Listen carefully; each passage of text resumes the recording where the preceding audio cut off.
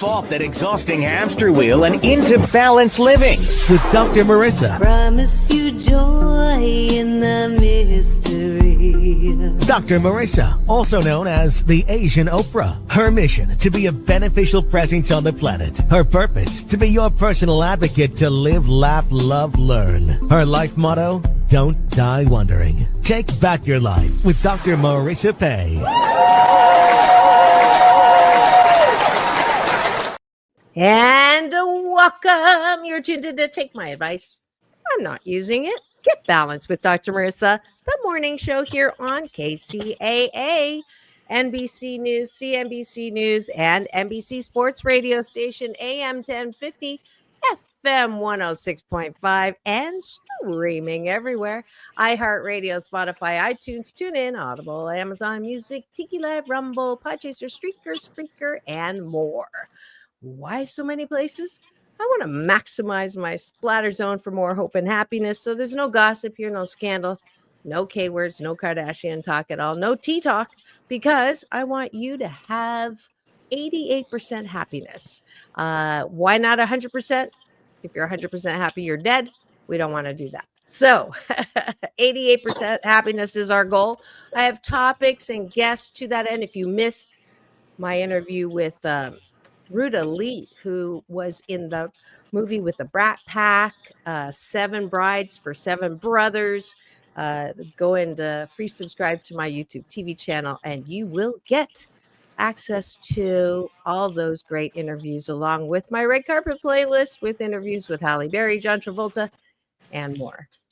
And I also have great series, and you can tell it's Friday because who's in studio? It's time for Straight Talk with Dr. Marissa and James Hawthorn. Hi, everybody. Welcome back, James.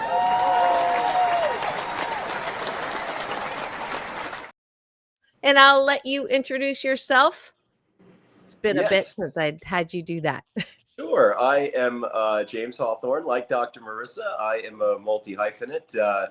I'm a recovering corporate guy, and in the last 15 years have been a fully freelance personal trainer and actor, which has taken me on quite the roller coaster ride that has been wonderful. I love helping clients live and feel their best, and that's probably my favorite thing about what I get to do. It's so nice to have a job that is actually doing some good in the world, which I didn't feel was the case in corporate. And then, of course, telling stories as an actor is like it's like my adult recess. I get to go play make-believe for a few minutes at a time, mostly professional auditioning. Occasionally they pay me to actually do it.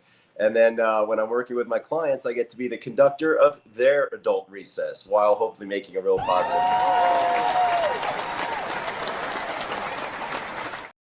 You got an extra applause there. I unplugged something and it gave you applause. She likes her buttons. That's good. I like it. And then Dr. Marissa and I met with a film festival that I ran called Flicks for Change for about 5 or 6 years. And she was kind enough to work the red carpet and conduct some awesome interviews. And that was another attempt to try to give back and unite art with philanthropic activism. So that was a really awesome, fun chapter in my life as well. And that is James Hawthorn, and he is also responsible for choosing topics. Oh, but we forgot to have breakfast. You know, we did. Start every weekday morning with taking a bite of my gratitude sandwich. Top of the bun, things that we're grateful for when we look outside, and bottom of the bun, because I like it on the bottom. When we go to bed, on the bottom. What we want you to do is look inside and see what is good about you. Gratitude turned inwards. Another words for it is appreciation. So that's what we do for breakfast every weekday morning here on the show. So what are you grateful for, James? Well, speaking of the top of the bun, I'm going to tell you one thing I'm not grateful for. The fact I ran out of cream cheese. I had nothing to put on my cinnamon raisin bagel this morning. So to the grocery I go, but I am grateful that cream cheese exists because there's nothing quite like cream cheese on a toasted cinnamon raisin bagel. I'm grateful for that simple pleasure outside of the bun. Outside of the box, top of the bun, we'll get started with cream cheese and bagels. I'm grateful for that pleasure, guilty pleasure. I'm grateful that it that song, "Oh, it never rains in Southern California," is wrong. It does rain in Southern California. And I love the way it smells and looks after the rain. Me too. I'm grateful for that as well. Hopefully, once I knock out some auditions and work today, I'm either going to run or ride my bike, go for a nice long bike ride, and enjoy the cooler weather. Because until Halloween, that cool weather is a gift because it can be wicked hot any day, anytime. Till about Halloween, then it's literally like someone snaps their fingers and we're back to, the cool, rainy California, which is fun. I am grateful that I have slickers and a very cool see-through rain jacket that I love to pull out during the season. That's good. And I'm grateful that the Dodgers clinched the division. So for the 12th time in 13 years, Dodgers have won the National League West. It was a very rocky path to get there this year. Lots of challenges, but hopefully that makes us battle tested for the upcoming postseason, which begins on Tuesday. And this is for the Dodgers.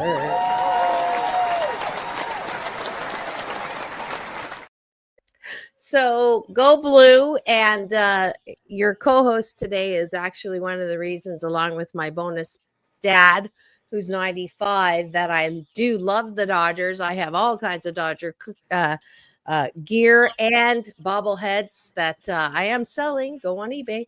And I thought there was a game tonight. So there's no game tonight. There is, I believe it. There is tonight. Yeah, it's against the. So it's the last series of the year, and we are in Seattle facing the Mariners, who are also bound for the playoffs. So really, it's just the Dodgers are just trying to get all their ducks in a row for the postseason. Make sure that all the arms in the rotation and bullpen are ready to contribute, and try to get guys sharp that maybe whose bats are a little cold. Get their bats hot. It's going to be really interesting to see who makes the postseason roster and who doesn't. It's a smaller roster, so there's some drama there coming up. Because I made plans to have a date with my bonus dad and watch the game at his place. So when I heard that we had won, I was like, oh, does that change? But I see there's a whole new ball game, postseason. So I look forward to that. And shout out to my pops, who's 95 and still going on strong, loves the Dodgers, and I love the Dodgers. So yeah, I'm my BFF Anne Marie also is a Dodger fan. I don't know if you saw us go crazy when they won last year, and we were jumping on the bed and her beagle was howling. So I'm hoping for a repeat of that. That's going to be really fun. Like, that's how I behave. Why are the humans acting like this? Jumping all up and down on the bed. It was very funny. I am grateful, last one, that I'm going to have a lot of fun this weekend. Mahjong, the Mahjong Beaches is the name of my group that once a month we get together for a tournament. Saturday, I'll be covering 2 events. Morning is intergenerational Mahjong put on by, I think it's American Mahjong, or East Meets West, or East Never Loses, or there's one more group that I'm now playing with. I got interviewed by CBS, which is kind of funny, about Mahjong. So that'll be coming out. And that's really cool. Congratulations on that. Thank you. You know, I've got to learn more about this Mahjong madness. I have 3 lady friends. You're one of them that play Mahjong on a weekly basis. 2 clients, you. I got to understand what it's all about. I mean, I got my poker game I play every now and again, but man, I got to see what this is all about. It has increased 179% in the last year. That was a stat that the CBS reporter gave me. I didn't know that. So she asked me why. And of course, in my branded happy way, I said that it was the balance to all the negativity against diversity, that this was a balancing of the positive aspect of diversity, and certainly during COVID, all of that Asian hate, that was one, and then the sense of community after COVID. So Who knows if that'll make it into the segment. But yeah, and then I'm grateful that I get to go again to the red carpet at Santa Anita Raceway. So if you missed my interview yesterday with Layla, and I can't pronounce her last name, beautiful Italian name, she is doing her fashion show. So you get to watch the horses race, and then during the break, go bet and watch a fashion show. Come on. Like that's great. that's perfect for me. So that is happening Sunday. Go to RLC Talent or Layla, just go to my website. She took a clip from the interview, so you can follow that link, and I'd love to see you there on the carpet. That includes you. Awesome. All right, let's go to the bottom of the bun, which is weightlifting for mental health, your own, taking responsibility for liking yourself so that you're not looking for likes in all the wrong places like social media, literally. Instead, you know who you are. So when you go to bed tonight, you'll feel good about yourself. I'm going to segue a gratitude into a thing I like about myself. So a dear friend of my mom's is putting on a wonderful charity event here in Beverly Hills on November 2nd. It's called In a Perfect World, and they build schools and clean water wells in third world countries to give kids a real chance at, changing their own fortunes and the fortunes for their people and their village, which is so cool. And I like that I'm able to find synergies, mutually beneficial ways, connecting people so that everybody kind of benefits and wins. And I'm grateful to her for being open to that. I'm contributing to the goodie bags for the 150 or so guests that are donating a good amount of money to the cause. And I hope to meet these wonderful people and be able to give the gift of some free personal training to them. So I'm grateful to her for allowing me to do that. And I'm also working on a friend of mine is a wonderful musician, and was going to try to put together a trio to play at the event before it starts for the cocktail reception and get him some exposure for his band and provide some entertainment for the guests. And his husband is a celebrity hairstylist, and he's offered to put things in the goodie bag. So, it's just so fun when people can come together for a good cause, and it's a win-win across the board. And I like that I'm able to see those synergies and figure out who needs to meet who to, make an already good event hopefully great. Yeah, that sounds great. Feel free to throw my audiobook of my #1 bestseller for free. Oh, great. Thank you. And a signed copy, also my Balanced Tai Chi Go, my children's book. So I would love to be able to donate as well. Thank you. Let's chat offline about the best way to do that. That'll be great. Yeah. These are wonderful people. It's a $1,000 a ticket event. So, these folks are moving and shaking in the world and doing good, which is cool. And I'm singing again. Oh, that's great. So I don't know what style they have, but if they need or want a couple of singing accompaniments, I would be happy to do that too. Very cool. That's fun. Okay, you got the wheels turning now. Of course. What I like about myself is my multi-hyphenate. I am so grateful that I have stood very firm. If I had $1 for every time someone said to me, you have to focus, you can't do so many things. Well, jack of all trades, master of none. That's the worst saying that I hear. And if there's one thing that I do in my life is to remove that from the vocabulary of idioms, which is an idiot expression, because it makes people think that life is just about one thing that you do well. That's bullshit hockey. You can do so many things well. So I appreciate my ability to buck that saying, and now be rewarded by the description multi-hyphenate, which is relatively new. And a few months ago, when someone called me that, I'm like, is that a compliment or an insult? But it's so much a compliment. So I appreciate that I am a multi hyphenate. Probably someone called me the pioneer of multi hyphenatism. All right, what do you like about yourself? One I, more. I like that I can come back to center, that I've developed the skills to, when things are feeling sort of chaotic in my life, or maybe I feel some unrest, or that there's something unresolved, that I can, through journaling and through like meditation, take inventory and really recenter, because it's so easy. There's more distractions now than ever, and the world moves faster now than ever. And I like that I've developed the skills to, step back, hit pause, and take a good inventory, so that it keeps me grounded, centered, and focused on what really matters, and what I want most. So I like that I can find that center, and that wasn't always the case. So I'm grateful that I've developed that skill set, and I like that I can do that. Awesome.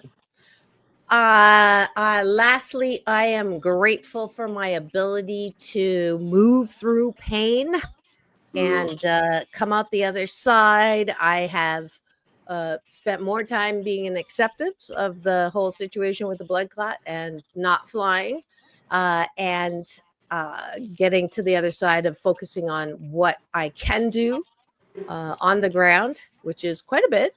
So we are working right now on an online course for personal mastery. So instead of flying to Taiwan, Shanghai, Ireland to teach this course in person, it is going to be something that can be accessed from anywhere. So there you go. There you go. It's a good one. I like that I have cultivated a natural desire to eat healthy. I've always got fruits and veggies around, and I like that it's not a chore for me. That I've really, and I also thank my mom for that as a kid, always having me eat all these fruits and vegetables. So I liked them, just because it makes life so much easier when you like eating the stuff that's good for you. And I'm going to have a blackberry to that right now as we speak. There you go. You can chuck one of those over here. There you go. All right. Well, I would love for y'all to join me every weekday morning when we have breakfast together, taking a bite of my gratitude sandwich. I promise that if you do this good life habit, this hashtag Blisscipline, with or without me, every weekday morning, you will sandwich your day in the most positive way. Thanks for joining me for breakfast.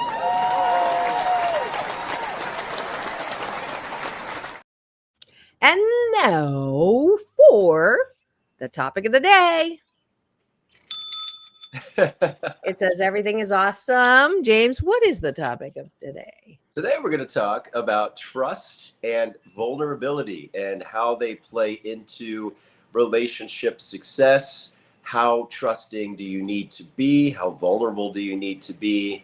Are there dangers to being very trusting and making yourself vulnerable? Or is it simply a requirement to have the most intimate and connected relationship possible? So we're going to discuss, debate, and hopefully come up with some winning strategies together as we navigate the rocky shoals of putting yourself out there, being vulnerable, and trusting in the wildness and chaos that is another human being. All right, great topic. I see eyeballs rolling in the studio. I'd love to know your experience with vulnerability and trust. And as per usual, first half of the show, we talk about keeping it real, keeping it straight. Like, what is the reality behind our humanness as far as vulnerability? I like the way you texted me. It's do we want to protect based on our experiences, or do we want to push ourselves and continue to put ourselves out there with vulnerability and trust, even if you've had bad experiences? So is it smarter to be safe, or is it smarter to continue with that risk factor? So that's our topic for today. As usual, why are we talking about this, James? Which gives always our co-host a chance to live out loud on the show, myself included, especially myself. To air it out. There's nothing specific that came up that made me think of this topic, but I know that for me, it is an ongoing, not battle, but an area that I want to work on. It's very easy for me to be an open book and share all parts of myself because of exercises like the bottom of the bun. And, because I've grown to love myself, I can share openly the stuff that I'm proud of, the stuff I'm working on. And, what other people think of me is none of my business. So I want people to know me. So I'll share all that. But it's one thing to share it. It's another to really trust somebody with your heart. Certain things can feel like dangerous in a relationship, but when you allow people access to your heart, they can really surprise and delight you in ways that I think will take that bond or relationship to another level.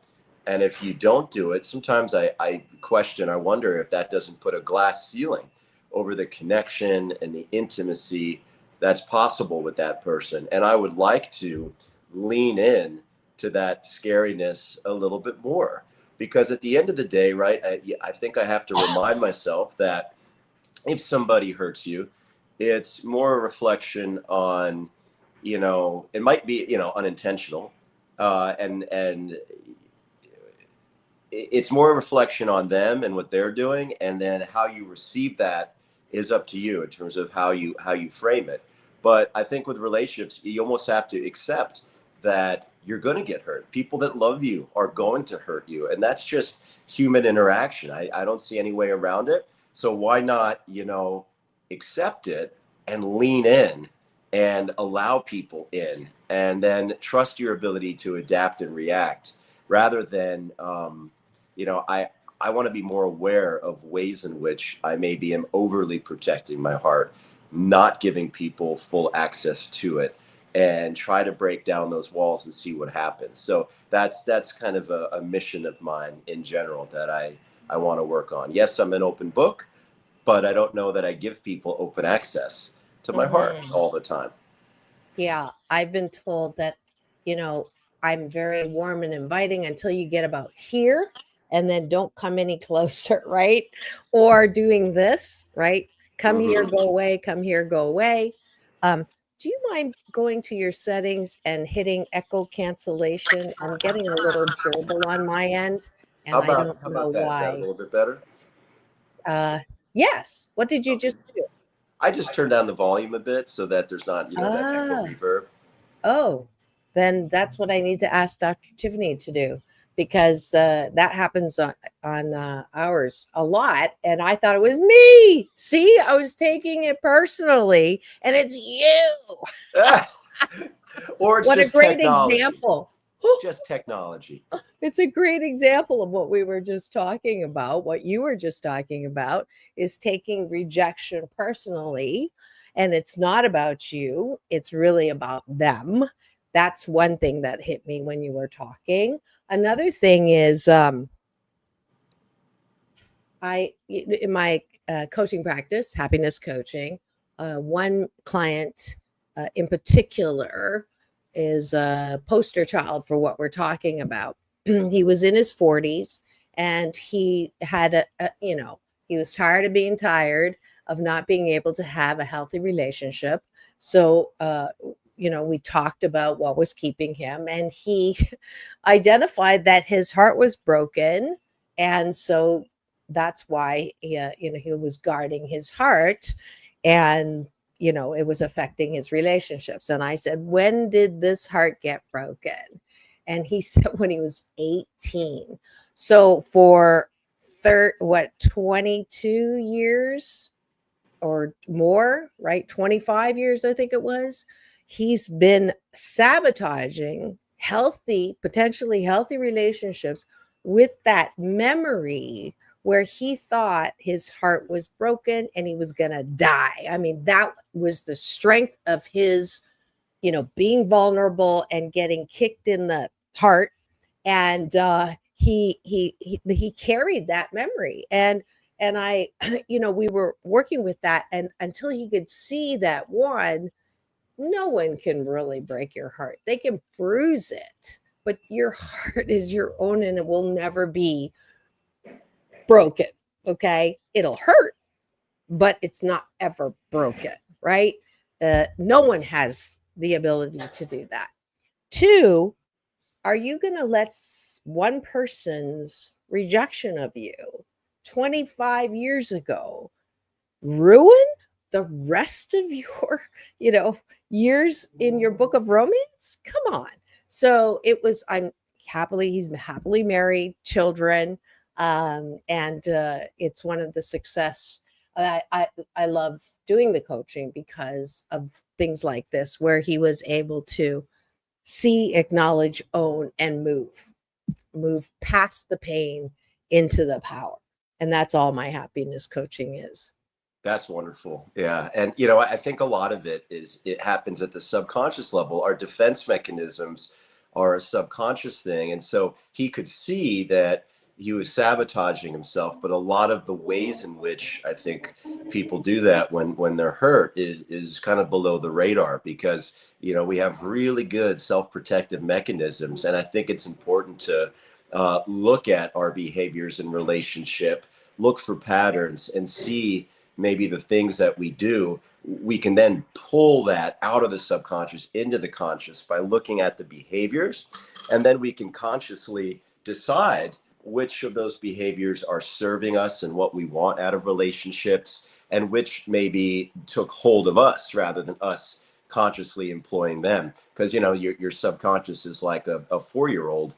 It runs 90% of the ship of your day-to-day life. But sometimes, that 4-year-old doesn't know best. So that stuff that happens automatically, maybe we need to make sure that it's not so automatic. And I think by looking at, our behaviors in relationship and identifying patterns, we can unpack it, bring it to the conscious. And then once we're aware of it, we can be more mindful of when we're giving into a defense mechanism versus when we're making a proactive choice to either be vulnerable and trust, or to be a little wary and, protect. I mean, to use the example of celebrities, for example, I imagine that, there's a complex around wondering whether somebody, really likes them, or whether their is insincere because of, that person's status.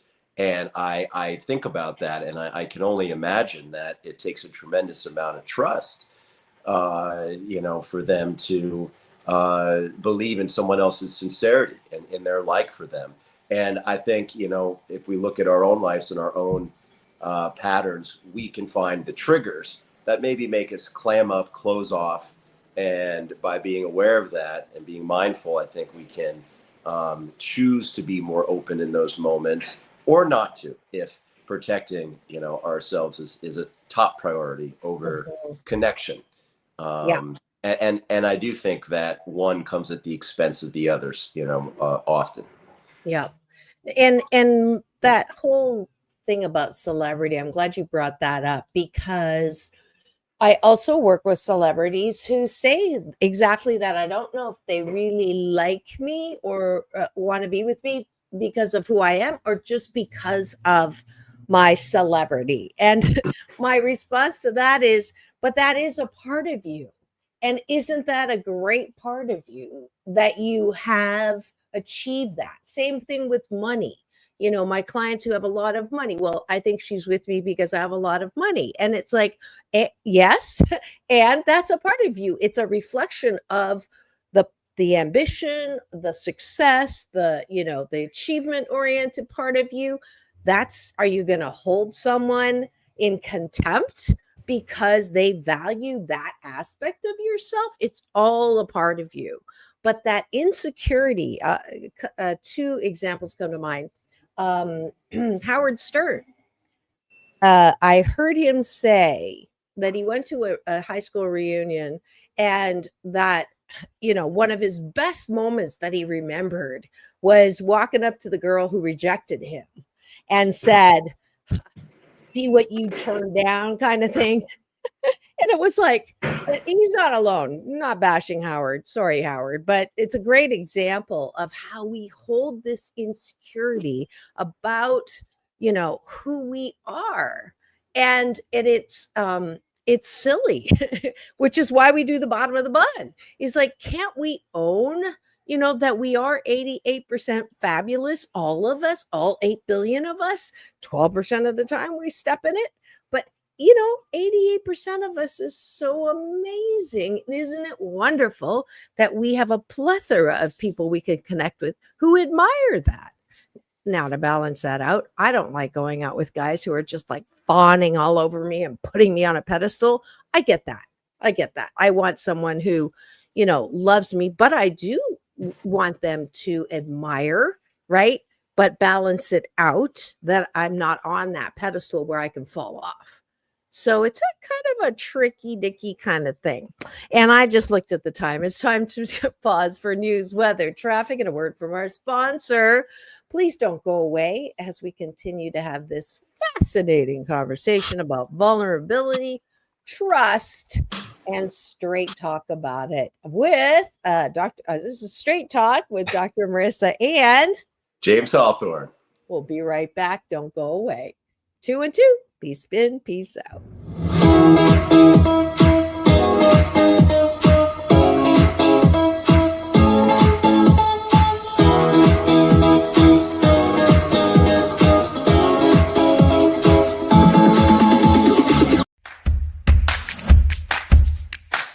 Well, she has been dubbed the Asian Oprah, and she just wants all of us to be happy.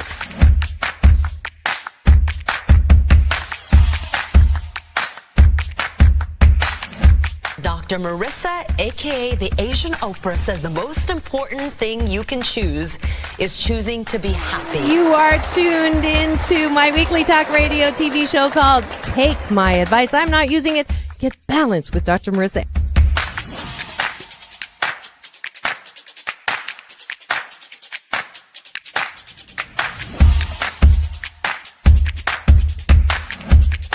That's the idea for Dr. Marissa Pay's new book called 8 Ways to Be Happy. Many of us say, I am my own worst critic.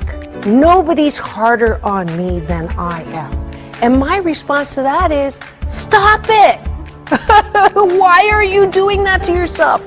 You have to be your biggest fan, because if you can't at the end of the day say, I did a good job, who is? We don't have to constantly be angry at the things that are wrong. Why don't we choose to be happy about things that are right? We have the choice. That's our muscle. And life is so amazing if we can see it.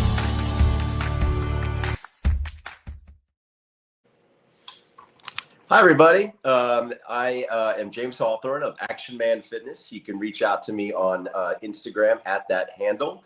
And I would love to work with you. For anybody that messages me and says, Dr. Marissa, I am going to offer 25% off through the end of October. So if you were thinking about getting started, looking at getting started, I want to give you that chance. And the first session is on me. So whether it's weight loss, improving your strength, injury and pain prevention or mitigation, I'm here to help and would love to. So just DM me at Action Man Fitness on Instagram, say Dr. Marissa, and I would love to work with you for a discounted rate to the end of October. Let's get started. That's the most important first step.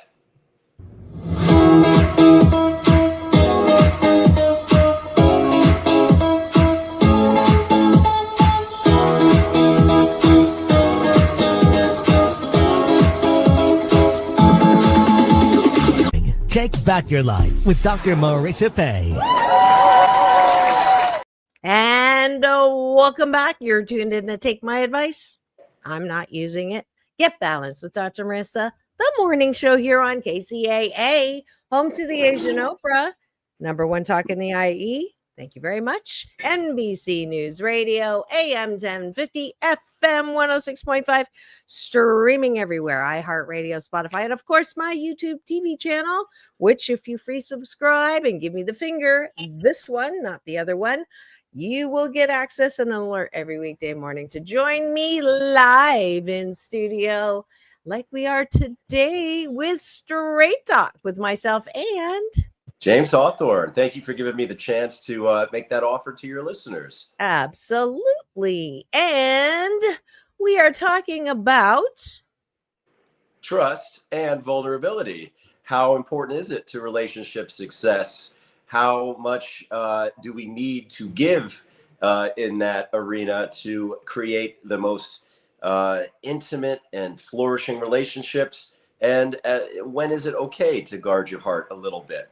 You know, there's that expression, give everybody the benefit of the doubt. But I think a lot of us sometimes live with this paradigm, doubt everyone till they earn their benefits.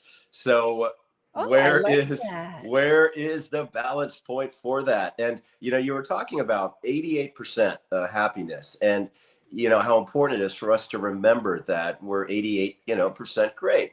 But the thing about the pesky thing about human nature is, I think, speaking of the finger, a lot of us give ourselves the bad finger for that 12%. And you know, I know I've been guilty of this at times where I'll almost feel like inferior, or I'll feel ugly about that 12%, and I'll want to hide it. And you know, to some degree, you know, you don't have to put all of your baggage out on the table when you first meet somebody.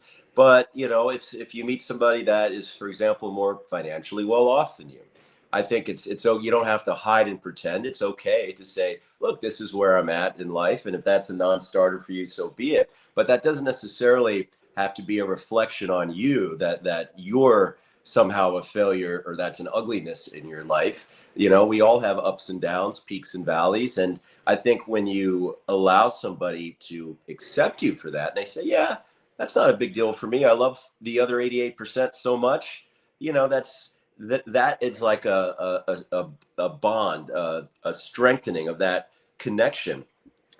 It helps build a solid foundation for growth in that relationship. So let's make sure, I think, that we don't overinflate the importance of that 12%. It's always good to be working on it, but it doesn't have to be something that puts us in a corner when it comes to meeting and connecting with other people. absolutely. And this is why the course on personal mastery has become, so lit up, and maybe that's why I've been grounded, because to sit down and actually write the course instead of continuing to teach it everywhere. I saw the Billy Joel special. If you haven't watched it, it's incredible. But it illustrates this exact point, is that all of us who, prescribed that American dream, you get money, you get fame, you're supposed to be happy, but you haven't worked through the demons in here, going to the tractor for milk, trying to get love and approval from people who cannot give it, his father, and then having the success that you think you is going to make you important, and then inside you still have self-sabotage. You still look at that 12% instead of looking at the 88% of the reviews that say you're incredible, right? And then you're focused on that 12% of the people who, for whatever reason, are giving you a bad review. And it's such a, I think part of it is we don't learn about this, right? We don't learn about it in school, and we don't learn about it at home. If we've got parents who grew up in childhood trauma, they will pass on. They don't know any better. That's what happened in my life. So we continue this legacy of insecurity and non-personal mastery. I will go back to the comment you made about the subconscious. I actually have a little different model, because it's not that, that 4-year-old that runs your life, that is the subconscious 95%. All of us have a balance-centered self, that if we work on developing that, then the brat and the critic, who are also our parts of our developed persona, they aren't driving our life car. But if you don't have personal mastery, and if you're like Billy Joel in those early, many years of being driven by that voice in the head constantly telling him he's not enough. That's not personal mastery. He had professional mastery, but he didn't have personal mastery. And, watching him go through the wives and watching him go through that pain, that internal pain of not being enough, Lord Almighty, that's my mission. Happy 88 mission, 88 million more happy people in the next 8 years is not from achieving a success, which I'm not saying you can't have it all. You can have it all, but it stems from that inside mastery. If I love myself most of the time, I'm going to walk through this world in a very different place and attract to me very different people and experiences. This idea that you are enough is so important. For people that are success driven and that maybe are very hard on themselves, there's an expression that I like. I don't remember where I heard it, but it's, probably from me. That I am sure I did not, but you may have said it because you're very intuitive. You might agree with this, but when it comes to your accomplishments and your station in life and where you're at, and this is for people that are very driven, I think a nice compromise is to say, allow yourself to be momentarily pleased, like allow yourself the pleasure of, hey, I accomplished this, I did that. Celebrate the wins, no matter how small. Be momentarily pleased, but never satisfied. So what that means is that you're continuing to strive for a life that you envision of your dreams. But along the way, make sure to be pleased with the wins and the progress that you make, no matter how insignificant. Because when you tell yourself you're never enough, you never enjoy any of the steps on the journey. And the only thing that's really guaranteed at the end of the day is the journey.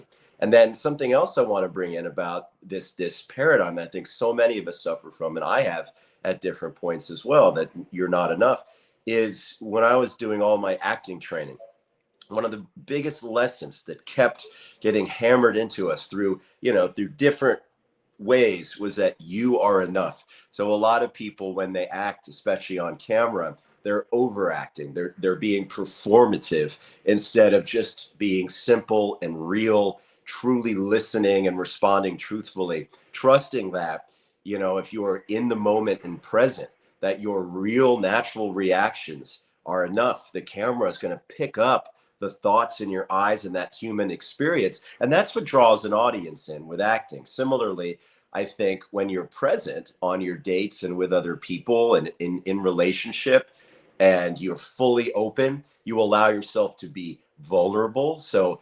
you drop that coat of armor and allow the words and actions of others to affect you, both positively and negatively. That vulnerability, I think, builds trust in the other person towards you. So you become someone that they can trust, and then they open up to you, and then you then in return feel like you can trust them. So, if acting is living truthfully under imaginary circumstances, which is a really high bar because you've got to make an audience believe the works of fiction that someone else wrote. It's basically life like concentrated. So if that was the big lesson that they kept teaching us, for acting and being able to make people believe a fictitious story, I just think that it underscores the importance of doing it in our real lives. Absolutely. That you are enough. Absolutely. My definition of success is having what you want and wanting what you have. That's that satisfaction aspect, and not living, I'll be happy when. I'm guilty of that. I'm a recovering perfectionist. I would say I'll be happy when I have this much money. And then that when would move. Like as soon as I get to that point, I go, well, maybe a little more. I'll be happy when this happens or this. And then you're only as good as your last win. It's a horrible way to live because you're never happy. It's that line. Now, I may not have said that momentary thing, but this is a model I've been using forever, that if this is 0 and this is 100 and you're goal oriented, and if you're anything like me, you go, and then go, whoop, and I'm at 88%. But most perfectionists will stand on that line of 88% and look towards the goal. That 12% that isn't done has a feeling of anxiousness and anticipation of not enough because we got to get there. I'll celebrate when we get to the 100%. Don't ask me to praise people or say, attaboy, I'm not done yet, right? So all our time is always in that 12%, because even if we get to the 100% and go, yay, for a second, we're back to the next goal, whoop, back to that 88%. So we're always in that feeling of dis-ease. We're always in that, I'll be happy when I finish, but you're never going to get done. So stand on the 88% line. Instead of looking at 100, look at all that we have accomplished from 0 to 88%. I say often, good job, mama. Good job. Because I'm the only one that can say that and feel the success in that. That's the journey, right? If we can feel that, because that's where the happy feeling is, from the 0 to the 88. And the most important reason to do this is not even yourself. If you're that hard on yourself, pretty chances are you're hard on other people too. And you're not that fun to be around, because you're always noticing where people are falling off the beam instead of staying on the beam. So there's this idea of perfectly imperfect. I mean, what makes being a human being so interesting is that we all have our imperfections, and how we navigate those and find a way to get along and love anyway. You know, there would be no such thing as unconditional love if we weren't imperfect. And unconditional love is a beautiful thing. That you look at people that have been married for 40, 50 years. I mean, I'm sure they could make a laundry list of all the things that irritate them about the person, or things that they wish they could get better at, but they love them unconditionally. And that's a bond that's built over time. And so it's this idea that we are perfectly imperfect, you know, that it's a good metaphor what you described about standing on the edge of 88%. A lot of us, I think, fall victim to a optical mental illusion where you fixate on that finish line 12% away, and the gap between where you are and where you want to be can look like the Grand Canyon. And it's not. But we fixate on that big hole between where we're at and where we're trying to go. And that, what you choose to focus on, becomes real. And it, you know, if you're looking at that hole, you're not celebrating the 88%, you know, that you've made. A lot of people have died on Mount Everest because they were so determined to get to the top against, you know, weather conditions, their own physical limitations. Why not, if you have to turn around for safety, why not celebrate that you climbed 88% of the highest mountain in the world? And, you know, that's not bad. And it's good to be hungry. You come back, do it next year, train better, hope for better weather. But you got to celebrate the fact that you put yourself there and gave it a shot. There's an expression from a collegiate swim coach that I think when I boil it down, it's about giving yourself grace. And when his team was having a tough season, he gave a speech and he said, all right, guys, we're not where we ought to be. We're not where we want to be, but we ain't where we used to be, and we ain't where we're going to be. So, you know, that's just this idea of taking a moment and accepting where you are on the journey, and be hopeful and work hard towards where you know you're going to go. You have to say, look, I already made it this far. It might not be what we ultimately want, but if I made it this far, then I know I can make it a little farther. And in the meantime, I'm going to take a deep breath and not beat myself up over it. I just love that expression, because I think it's true for all of us most of the time in life, no matter what we're looking at with any aspect of our life, whether it's financial, emotional, whatever it might be. Yep. It's turning being your own worst critic to your own best friend. That's the title of my course. And it is such a worthy life pursuit. And I think that our culture, especially in America, has promoted the idea of killing yourself, working 80 hours, perfectionism, getting it perfect. You want to hide your mistakes. You can't be human. You have to be, all this to everybody. And that kind of unspoken rule for success has also driven, I think, a lot of people to this point of exhaustion that is not helpful. And this, I will say, this balancing act that the younger generation is doing by saying, I, I ain't, I ain't coming to work and doing overtime. I don't want to. I don't feel like it. And I don't care if I don't get ahead here because it's more important for me to take a gap year. I've never heard the expression gap year used so much I grew up in an era where it was really important to explain why there was a gap in my resume from this time to this time. And now it's like, it's almost a point of pride. I'm taking a gap year. And my executive coaching clients are not happy about that. And my point to them is, hey, this is balance, man. You created this by being exhausted, sick, and miserable and ill by the time you retire, that you can't enjoy your retirement. So you created this by having the younger generation witness that, I'm going to enjoy, like you were saying, achieve and then enjoy, and then achieve and then enjoy. And take the time to find out who you are. I mean, before I did Flicks for Change, I was trying to make my own documentaries about like being your best self and socially conscious theme. And I talked to this guy who didn't speak out loud for 19 years and refused to ride in motorized vehicles for 21 years because of his commitment to environmentalism, and then realizing that he was kind of an argumentative person. And, that's what he needed to do to find his true self. And, I interviewed him for a total of about 5-6 hours over 3 or 4 different interviews. And everything to me boiled down to something he said. He said, you have got to find out who you are and be that authentic person no matter what. And that sounds so simple, but when we think about our own nature and the ways that we kind of sabotage that, I think that vulnerability comes down to taking control of, how you feel about yourself and what you're willing to share.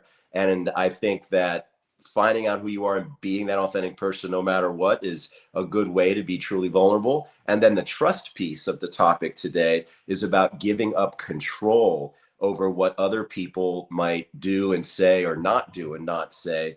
In other words, not white knuckling life, letting people be who they are and accepting that you're going to get hurt along the way, even by people that you've already decided that you fully love and care about. And that, and that's just part of the package. You have to, I think, learn to be okay with that if you want all the benefits and rewards of a close and loving relationship, whether it's romantic, with friends, with family. I think accepting, not giving people a get out of jail free card when they hurt you. It's okay to hold people accountable and say, hey, listen, that really hurt me. But accepting that it's part of the deal. It's part of the package, just because of the way relationships work and because we're imperfect. It's balance. It's always about balance.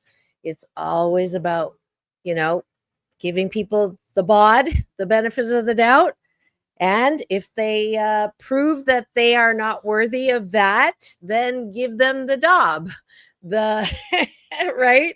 What is it? The defense over benefit, or doubt over benefit. Doubt people before they earn their benefits. Yeah, because I've been saying give people the bod until they prove you wrong, and then give them the dob. Right? That's right. New Marissa-ism here. I love when that happens. So final word. I'll make it personal. I think talking about it today has made me more aware that I think the most important part of my journey is the trust, giving up control over what other people may do or say that could hurt me. And therefore thereby avoiding situations where I could get hurt, but I want to have full access to everything someone has to offer in a romantic relationship. And I think I'm pretty good at being vulnerable with people, but I still have some work to do there. But for me, the biggest thing that I want to work on is that trust and giving up control of something that I can't control, which is other people's behavior and words, and just going along for the ride, right? Leaping and trusting that even if I do get hurt, I'll be okay, because nobody can truly break my heart. So I hope that for those listening at home, they take an inventory and find out where you are on vulnerability, where you are on trust, and look at the ways that maybe it's helped or hurt your relationships, and make a plan of some actionable things you can do to be that authentic person, love that authentic person, do it no matter what, and give people a chance to come into your heart. I would say my final word is assessing your dob and your bod. So are you a person that tends to overbod, giving people the benefit of the doubt so much that you become not a doormat, but wall-to-wall carpet? Then you might want to go to the other end and do the dob and doubt before you give people the benefit. And that's that balance. I love the serenity prayer, because it's always tells me is my natural state to God grant me the serenity to accept the things I cannot change. I'm not a good acceptor. I'm the changer. I want to change something if I don't like it. That tells me that I might want to do the acceptance part a little bit more, and vice versa. So it's all about balance. Peace in, peace out, world peace through inner peace. Thank you so much for joining us today on Straight Talk with Dr. Marissa and James Hawthorn. Thank you, co-host James Hawthorn. Another great convo about something that can make you happy 88% of the time. Now, take us out. Now go and have the best weekend and week ever. We'll see you on Monday.